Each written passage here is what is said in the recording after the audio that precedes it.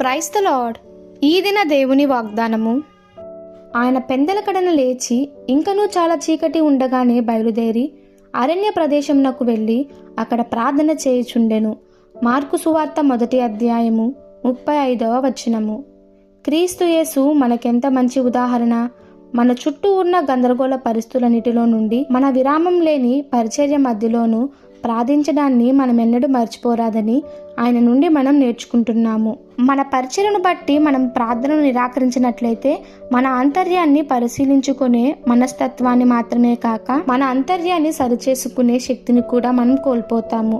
తన కార్యకల్పాలన్నిటి మధ్యలోనూ విరామం లేని తన పరిచర్య మధ్యలోనూ ముంచుకొచ్చే నిద్రను కూడా త్రోసిపుచ్చి ఆయన తన తండ్రితో ఏకాంతముగా గడపాలని మనం చూస్తున్నాము. దేవుని కుమారుడైన ఆయనకే ప్రార్థన ఎంత అవసరమైనప్పుడు బలహీన మానవులమైన మనకు ఆ ప్రార్థన మరింత అవసరమో కదా. రాత్రంతా ఆయన ప్రార్థించినప్పుడు ఆయన దేనికోసం ప్రార్థించాడు? లేఖనాలలో ఈ విషయాలు రాయబడలేదు. కానీ అలా ఆయన రాత్రంతా ప్రార్థించి కొండ దిగి క్రిందికి వచ్చినప్పుడు ఆయన తన 12 మంది శిష్యులను ఎన్నుకున్నాడు. తన శిష్యులుగా ఎన్నుకొనబోవు ప్రతి వ్యక్తి యొక్క గుణగుణాలు ఎలా ఉండాలో ఆయన తన తండ్రితో రాత్రంతా చర్చించి ఉంటాడు. పేతురు దుడుకుతనము, యోహోను నమ్మకత్వము, ఇతర శిష్యులు ధైర్యము, చివరిగా యూదా మోసపు మనసు.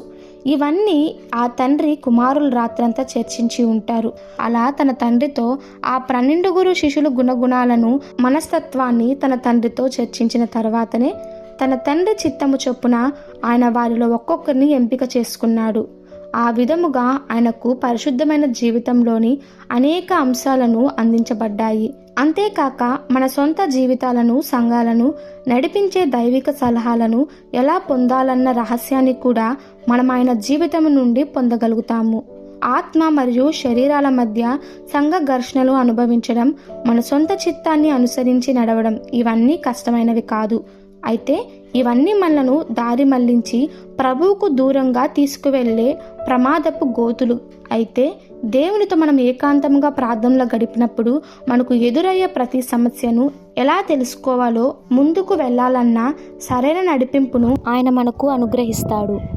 ఈ దిన దేవుని వాగ్దానము మనందరి జీవితంలో నెరవేరులాగున ప్రభు కృప మనకి తోడై ఉండును గాక. ఆమెన్. God bless you.